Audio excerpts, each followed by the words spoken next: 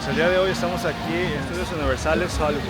Vamos a ir al mundo jurásico, al mundo de los Simpsons y a Super Nintendo World. También les voy a dar unos updates de los nuevos juegos y atracciones que están haciendo.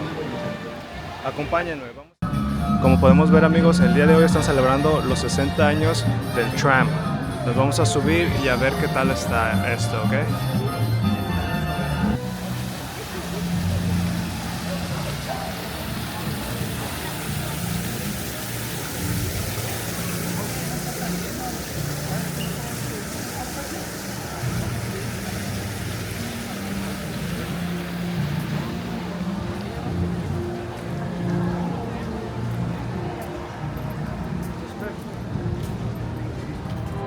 Como pueden ver, aquí hay una photo op para tomarse fotos para celebrar los 60 años de el Tram. Ahí podemos ver a Marilyn Monroe, pueden tomarse unas fotos con ella.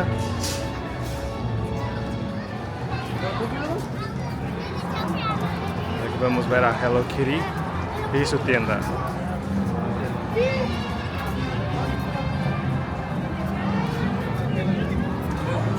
La novela de Frankenstein. Uy.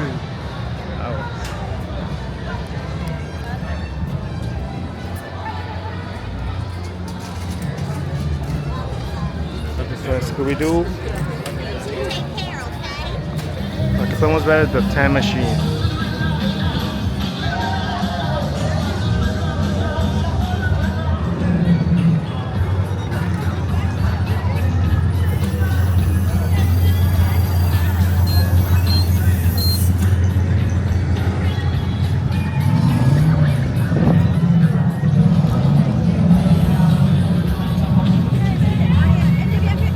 Podemos ver acá el pájaro loco para tomarse una foto también.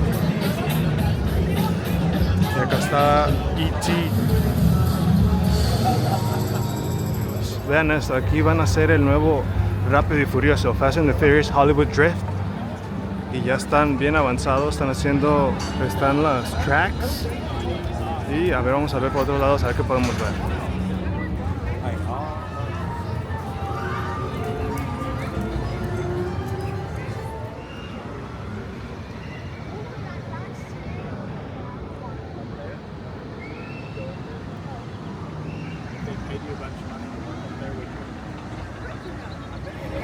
Aquí vamos, amigos, a entrar a la tierra de Harry Potter.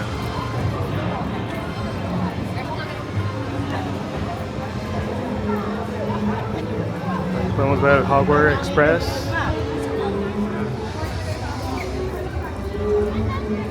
Helps me.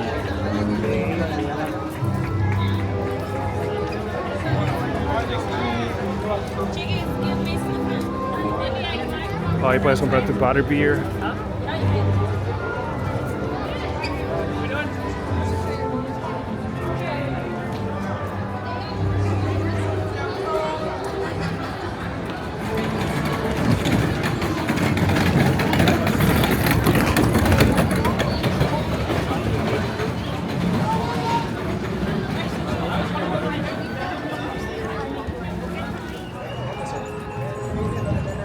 Hay otro puesto para que compres tu butterbeer, agua. Y aquí está el castillo Hogwarts.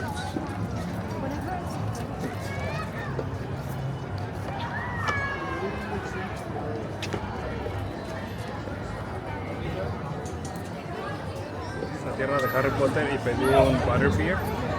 Este no tiene alcohol. Y la verdad la probé. Está muy rica.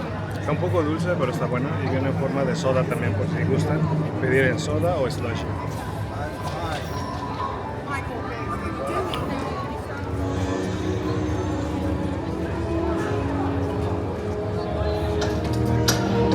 Asustaron al niño.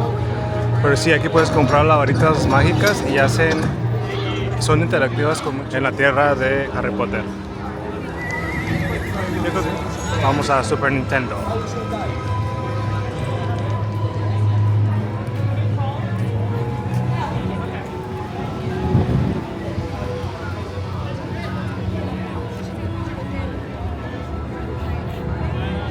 No Super Nintendo, Super Nintendo World.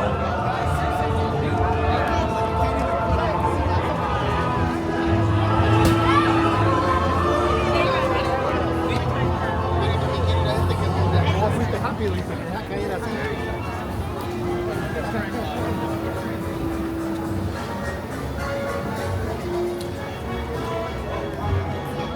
Oh, pero primero vamos a pasar por la tierra de los Simpsons.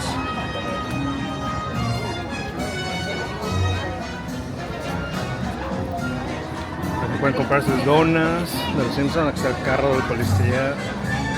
Aquí está, también es una donita.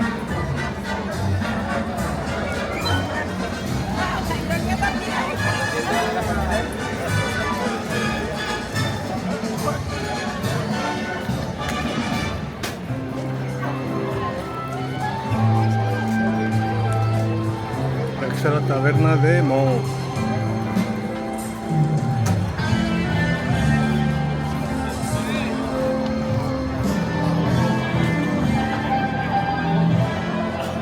Es el ride de los Simpsons.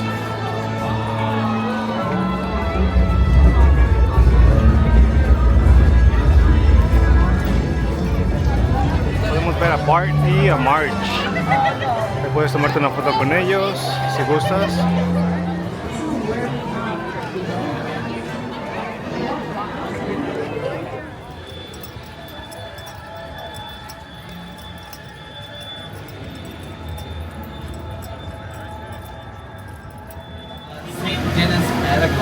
That's filming on the lot. That's something I'm very excited about because it brings you stars Wendy with Clindon Covey and David Allen Greer, but it also brings back Felico Carrasco. Oh, hey there! You made it! Welcome to the Universal Studio Tour. I'm Jimmy Fallon. I'll be making sure that you get through this experience in one piece. You've got the very best guide. Kyle! And the greatest driver. Eric! They're the best. I love them. Even though Kyle owes me $5. Good luck getting that back. I know you guys are excited to get on the tour, but first, a few safety rules. That's right, Jimmy. We do have some safety rules. First and foremost, if you need guest assistance or have a medical emergency, or if you drop something of value off the side of the tram or have any video or sound issues, reach up and grab the red E-cord that runs along the center of the ceiling of the tram, and we'll give that a tug, and I'll be back to assist you as soon as it's safe to do so. Otherwise, during the entire tour, please stay seated and keep your arms and legs inside the vehicle at all times. And where we're going to start with this story is the very beginning. It was in 1912 when German immigrant Carl Laemmle founded the Universal Film Manufacturing Company on the East Coast. 2 years later, he moved his company out west, and on March 15, 1950, he opened the doors to Universal Studios, where we are today. He said Universal City is going to be the strangest city in the world. And we really are a real city. We have our own zip code, post office, fire department, sheriff's office. We even have our own hospital. That all makes us a pretty legitimate city. The only thing we don't have here are residents. No one lives here. The only thing we do here is make movies and television. And the whole point of having a movie studio like what we have is to create complete control over the movie making process. Now, as we make our way down the timeline, you can see, or down the hill rather, you can see on your right is what we call our Universal timeline. This is just a few of the thousands of movies we've made here in our more than 109-year history. But as we make our way down, we're headed into our front lot. What I mean by that is our studio is separated into two sections, the front lot and the back lot. The back lot we'll get into a little later, but the front lot is where you're going to find the administrative offices, sound and editing facilities, and the majority of our 36 sound stages. Now, as we're making our way on in, you're going to see that Maryville Fire Station on your right, Station 51, named after the television series Emergency from 1972. But that is the beginning of our front lot, and like I said, on our front lot you're going to see mostly our sound stages, and you might be wondering to yourself, what is a sound stage? Well, a sound stage is a warehouse-like facility that's built specifically for making movies and television. The walls of a sound stage are about 5 times thicker than regular walls, making it about 98% soundproof. About 80 to 90% of filming on a TV show or movie takes place inside of a sound stage. And most of what they do in the soundstage are interior shots. So if it takes place inside the house, inside the school, inside the hospital, it was probably filmed inside of the soundstage. But I bet you'd like to take a closer look at the soundstage, and so you shall. When we're going down the hill, coming up on your left-hand side is our oldest soundstage, Soundstage 12. It happens to also be our largest. Take a look up at your screens and see a few things that film inside Soundstage 12. Frankenstein's Laboratory, Dracula's Lair, the Scarface Mansion, the Welcome Center from Jurassic Park, the Clock Tower scene from Back to the Future. We also have all of Whoville from How the Grinch Stole Christmas filmed inside Soundstage 12. You can also see it was once the home of The Voice. The Voice has since moved to other sound stages. You can see on your screen there, that's what a soundstage looks like when it's empty. But coming up ahead, we have a row of very active sound stages, 11 through 7 on your, on your left-hand side is some sound stages that have been very active in the last few years. Superstore, this show starring America Ferrera, was filmed in these sound stages. Pack starring a little courthouse square, a little town square in small town USA. But if you think about the fact that we might have gone 88 miles an hour to get here, you'll know where we are. We're in Back to the Future. Friends, welcome to the set of Back to the Future.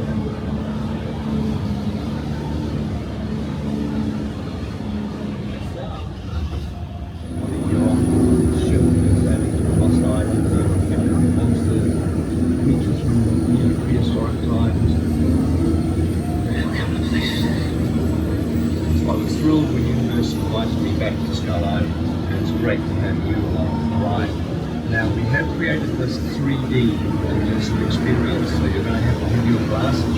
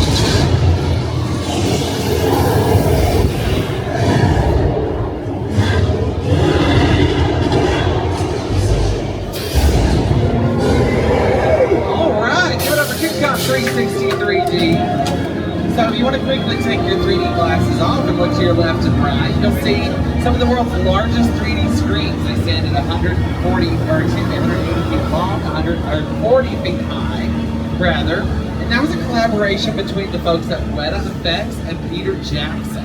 Now, you might not have ever heard of Weta Effects, but I bet you've seen their work. They worked on movies like Avatar, Avatar: The Way of Water, The Jungle Book, The Lord of the Rings trilogy, The Hobbit trilogy, Wonder Woman 1984, just to name a few. They're the preeminent digital effects company in the world.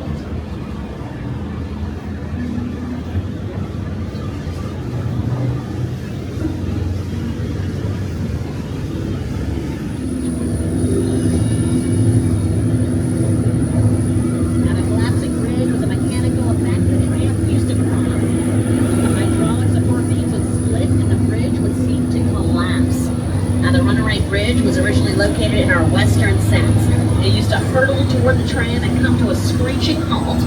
Both are now retired effects made for the studio 50 years ago. But it's pretty cool. You were just riding through our metro sets. You might recognize this fun guy. He's a star. And so Baxter, did you know the metro sets were once the home to Hollywood's biggest star? Right here is where the original studio tour King Kong attraction resided from 1986 until 2008. He stood 30 feet tall and weighed in at 13,000 pounds. Over the years, millions of guests got to meet King Kong face to face as he shook the tram. So close you could feel his hot banana breath. They're shaking our very tram, which we can also call a picture car. And we have some picture cars over to your right-hand side.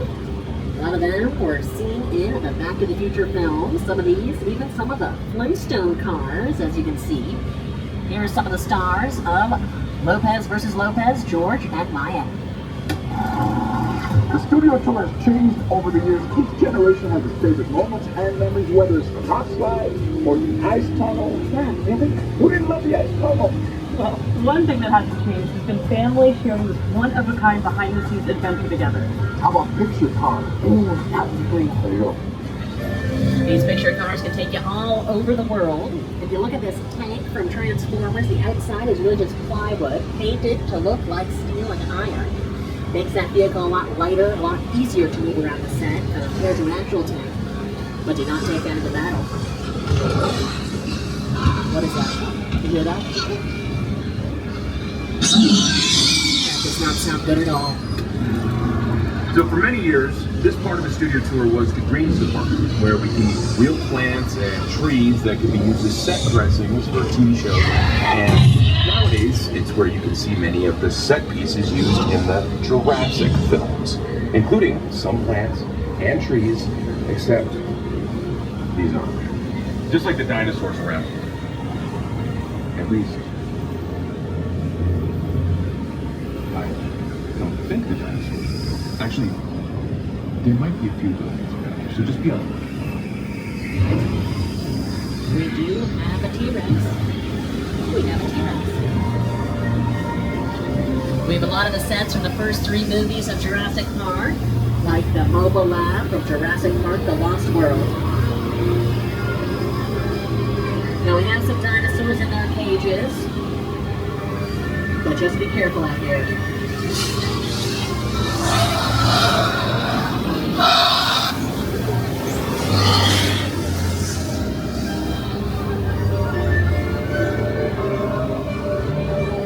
I'm excited to tell you that the new era of the franchise will begin on July 2nd, 2000. As you can see, I'm going to turn it off right now.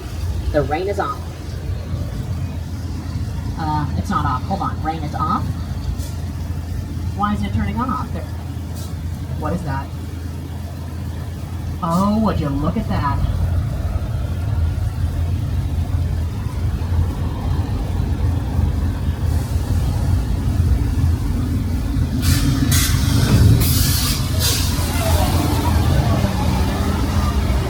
I know we kind of saw that coming with Al Roker, but it still surprises me all the time. You can check out that flash flood in a movie called Big Fat Liar.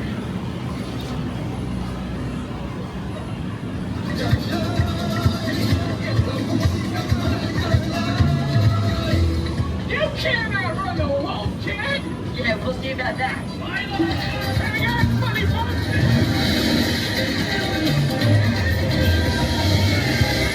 There it is. Lady Gaga also used that flash flood in her music video Judas with water splashing all around. And we are now headed down into our western sets. Welcome to the Old West. A lot of cowboys, directors, writers have moseyed all around this area. If you're fans of Quentin Tarantino, the film Once Upon a Time in Hollywood, this set over to your left, the Opera House, you can go inside, fill the whole scene in there. We have Leonardo DiCaprio right here on the porch with actress Julia Butters. They were discussing his acting career in the movie Once Upon a Time in Hollywood. Steven Spielberg also took over this area for Amistad and The Color Purple. And of course, these classic cowboys made this whole area come to life. Like the Duke, John Wayne, Jimmy Stewart, Clint Eastwood, Kirk Douglas, Robert Redford, just to name a few. We call this area 6 Points because it used to branch out into 6 different streets. And back in the silent film era, we could film 6 movies at the same time because we weren't recording sound. Now all that has changed because we have people talking in movies, we have lots of sound effects. But as you take a look over to your left, this is a body of water we call the Hollywood Ocean. Now here in 1974, for the studio tour, we added the parting of the Red Sea to to the studio tour, inspired by the classic film The Ten Commandments, which was a Paramount picture. The star of the movie, Charlton Heston, made an appearance to part the waters for the guests. Anyone remember that one? Oh yeah. The glamour train seemed to drive right through the lake and gave everyone on board a sea-level view. There have also been exploding water mines, torpedoes, and prop submarines as part of the action. Pretty exciting. Now it's set up like a subway station. We can go on location to an actual subway, but we have to close off the sets. So here, if we build our own subway station, it's a bit easier to pick up the camera, crew, and all the equipment and lights, especially when we have a special event going on. Now please remain seated as we make our way inside. This is a hot set, meaning it is completely decorated, locked for picture, and ready for the director to call action.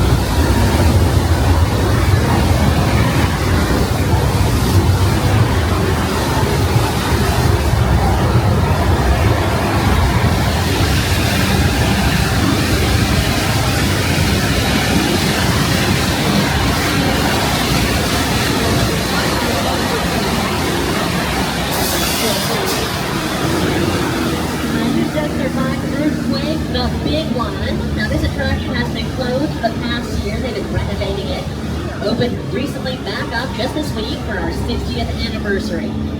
The attraction originally opened 35 years ago in 1989 and reopened this spring with a complete Hollywood makeover, updating all the props and movie-making equipment, bringing the set into the 21st century. Now that's what we call a large-scale mechanical effect. Similar to our flash flood, everything is timed out. Now, a lot of things went wrong while making Jaws. Steven Spielberg was a younger director at the time. A lot was riding on this movie being a success. And they filmed Jaws off the coast of Martha's Vineyard on the East Coast. But we built our own replica of Amity Island right here on the lawn. So we're taking a little trip to Amity to take a look around. Please remain seated as we make our way across the dock. Now, what I love about this version of Amity is just place to come and swim. Nothing bad ever happens. The water is calm and serene. Oh, we have a scuba diver out there. That's it. Hi, having fun out there?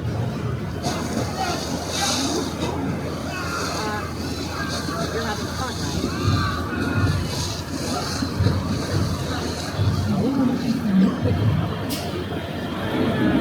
You know what? I'm sure we saw something really cool down there. They're fine. We're going to continue on with our tour.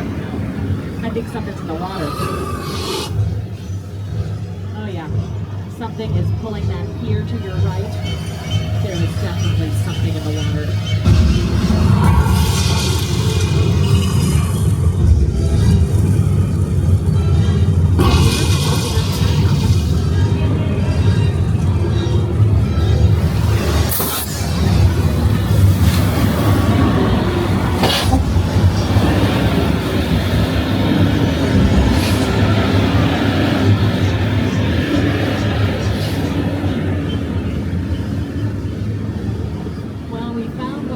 water.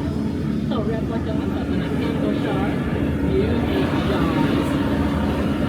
That shark to your right, only shark able to do the backstroke. Pretty impressive. Well done.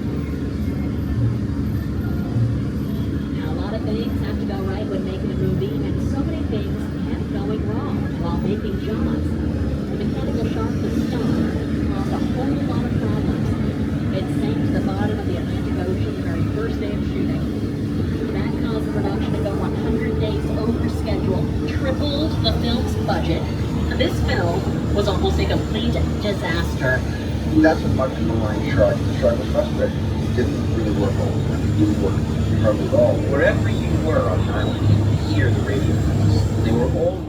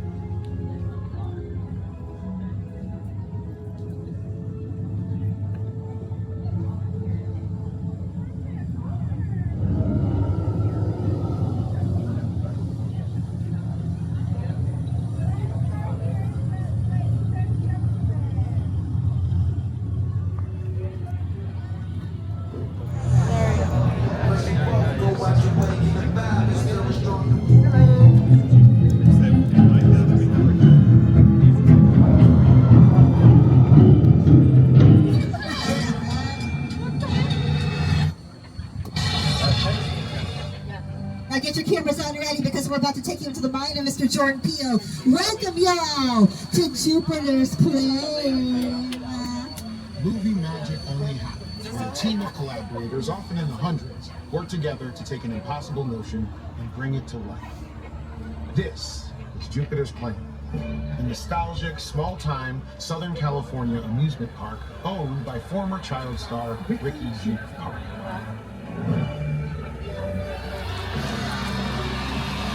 Over there, look into the winter night, and have your picture taken just as the kids in that old 90s movie cliché. That's what this whole place is loosely based on. Remember that one? No? Well, a little further down, you can see the brand new Star Lasso experience. Built to showcase an unbelievable new live show. It's not looking so live anymore. Anyway, behind this Hollywood fantasy, gold rush frontier town, lies a sinister secret. It is smack dab in the center of the UFO hotspot. What's a bad miracle? We're about to find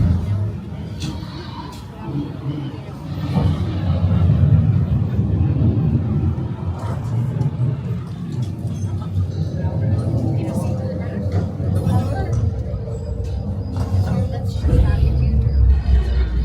welcome to the world of no.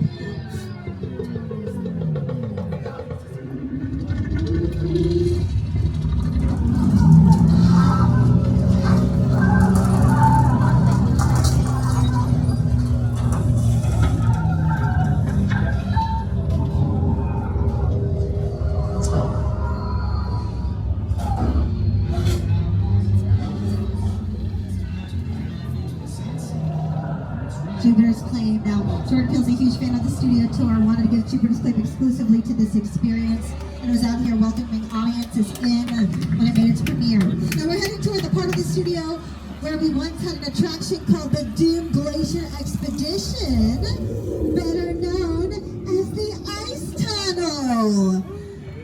Yes, the Ice Tunnel was featured in an episode of The $6 Million Man, starring Lee Majors with Andre the Giant as Bigfoot.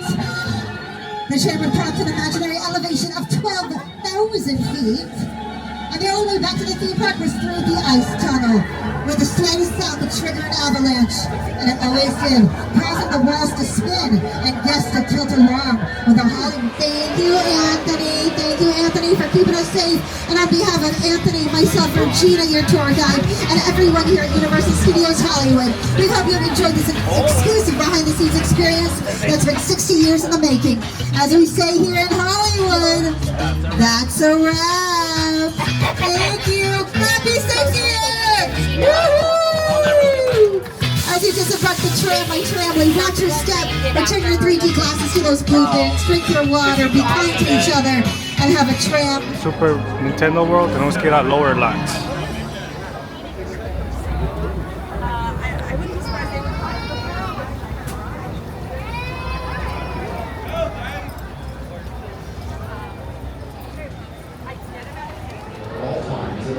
Como pueden ver, aquí se mira el Super Nintendo World y parte del parque Jurásico.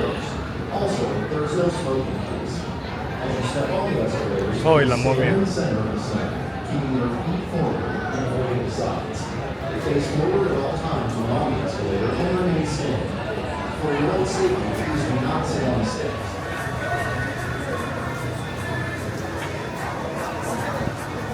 Good video.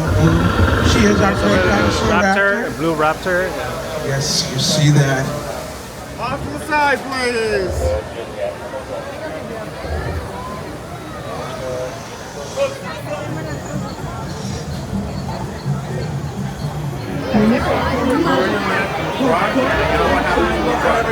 Straight to the end of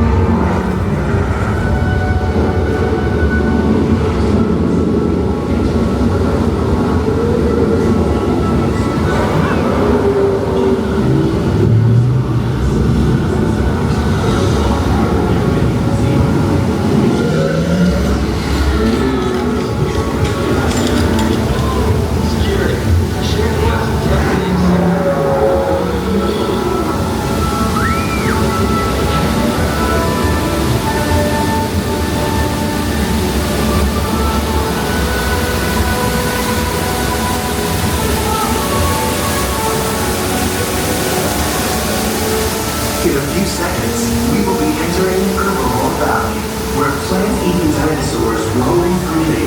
Keep an eye out for the Parasaurolophus, who likes to splash around in the water. You may even see our new baby Stegosaurus, one of the latest additions to our Jurassic World family.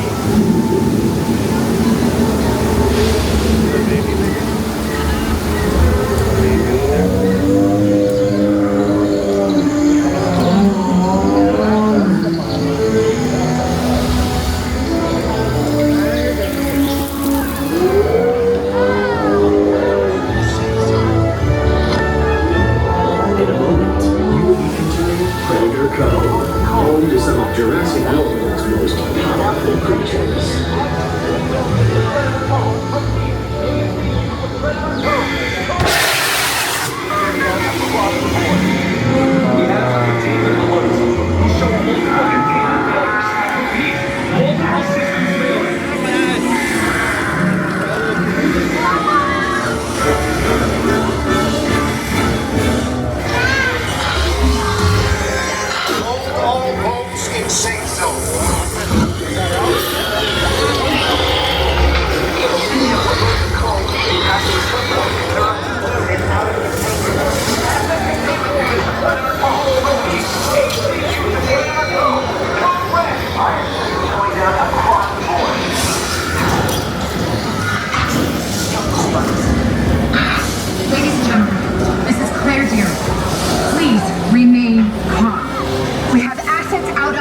And help is on the way.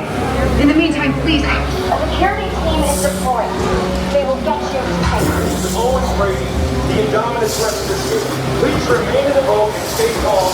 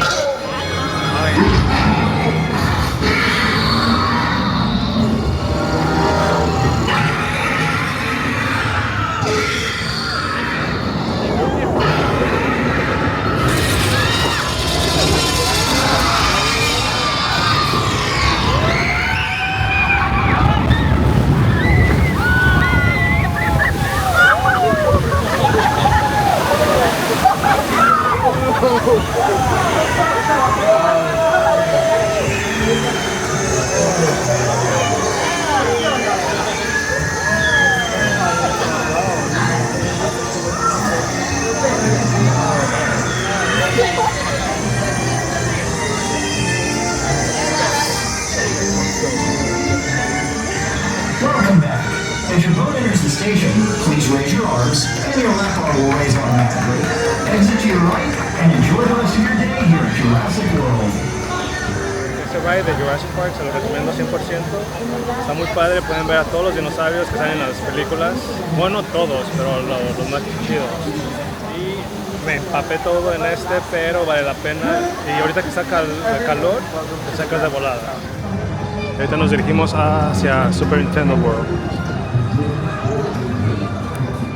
Y aquí al lado hay un Starbucks, por si quieren un cafecito. O un helado también aquí hay.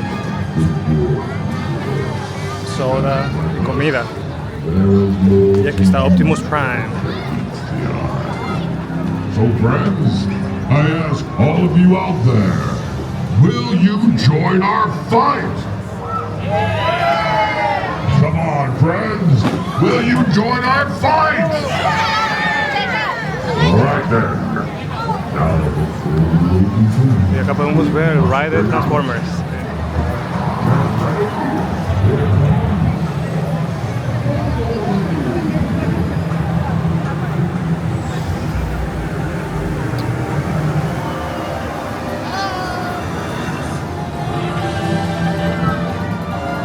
Podemos ver la estrella y por si quieren tomar una foto ahí.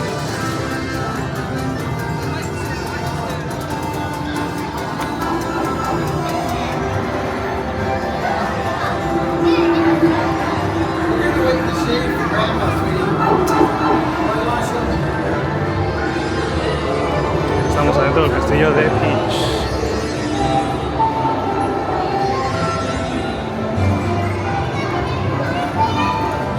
Está la Peach ahí.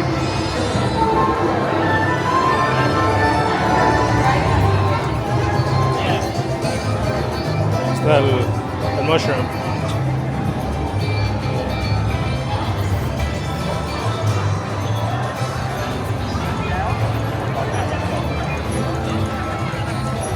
Podemos ver a Yoshi, a los ladrillos para golpear, y aquí la piraña.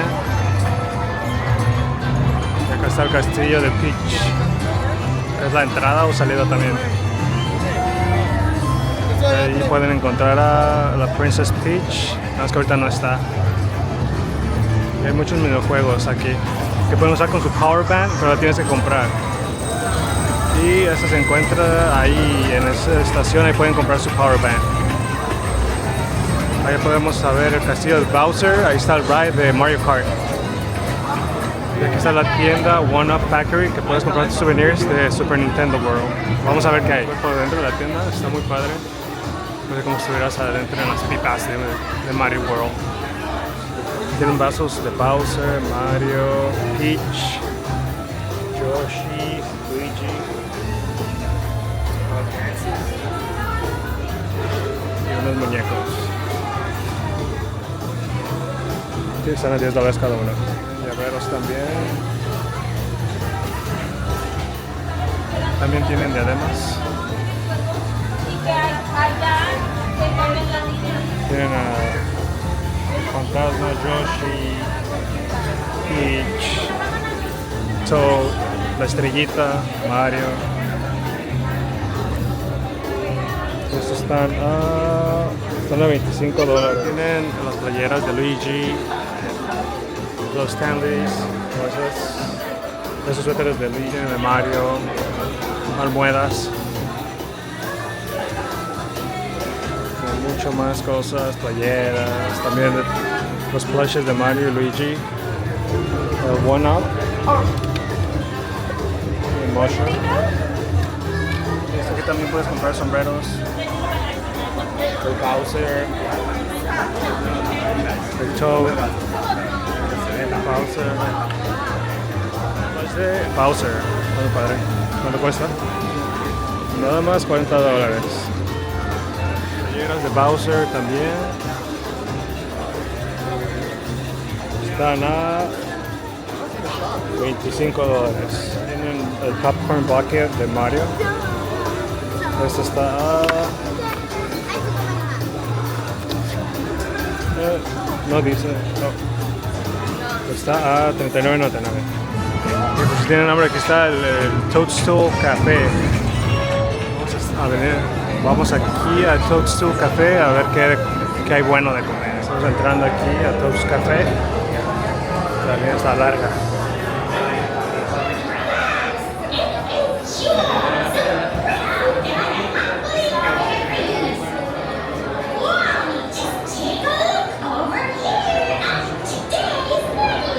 Aquí en la caja registradora es donde pones tu orden y de ese lado vas y te reciben para darte tu mesa. Y aquí en el menú tienen la sopa de hongos, pan de ajo, ensalada, sopa de tomate, ensalada de estrellita, la ensalada de Yoshi, tienen ribs, que es costilla, y tiene the Bowser Fireball Challenge, esa está picante creo. Tiene la hamburguesa de Mario, que es carne, con papitas y tocino, y también tienen la de Luigi, que es pollo con pesto creo, sí. Y tienen la Fireflower Spaghetti and Meatballs, que también es spaghetti con... De este lado tienen los postres. El tiramisú, que es como café. Tiramisú, Beanpole, Princess Peach Cupcake. Oh, y este es para los niños. Que viene con mini hamburguesa o espagueti. Está muy padre el restaurante aquí de Toadstool Café.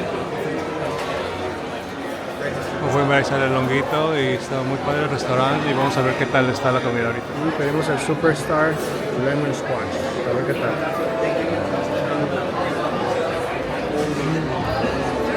Pero bueno, tiene como bobas de fresa con otros sabores y como Sprite.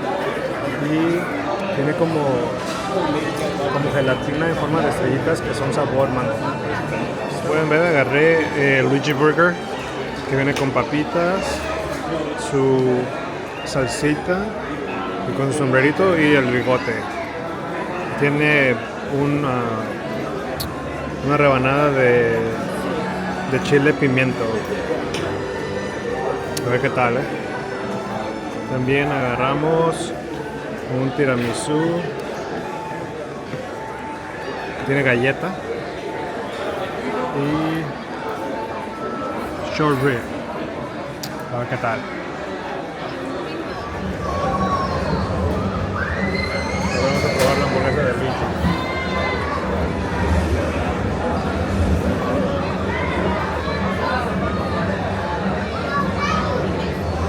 Está rica. Está un poco seca. Está buena. Le doy un 8 de 10. Ahora vamos a probar el short rib.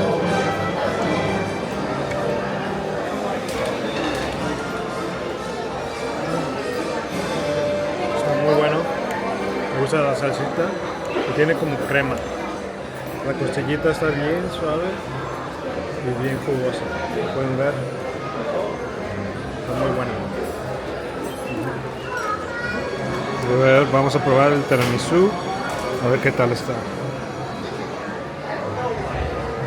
Un pancito con crema.